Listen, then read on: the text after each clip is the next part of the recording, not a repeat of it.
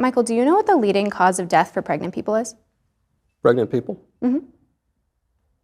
Mothers? Women? If you'd like to call them mothers, not all of them are mothers, but if you'd like to call them that. What are they if they're not mothers? They're pregnant people. What people other than mothers are pregnant? Does it bother you to use inclusive language?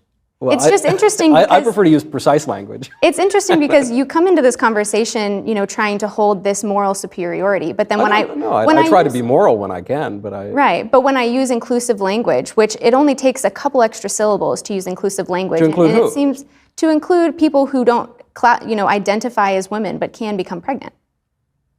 So, like a person who's born a woman and then identifies as a man and is pregnant. Yeah. So you're telling me that in order to be a moral person, I need to accept the idea that a man, someone who is born a man and looks like a man, can really become a woman. That's a prerequisite of my being a moral person. I mean, yes. To me it is, because if you are trying to deny someone of their identity and deny what their life experience is, then that doesn't seem like a moral stance to me.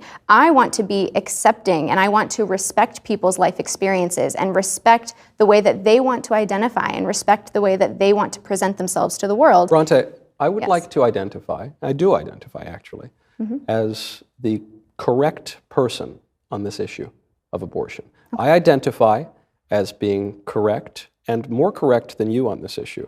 And I would just ask that you accept and affirm my identity. Do you? Well, you are not a medical professional, and abortion and pregnancy No, I'm is just a talking about medical my identity. concern. That's not your identity. That is my identity. I promise you that's my identity.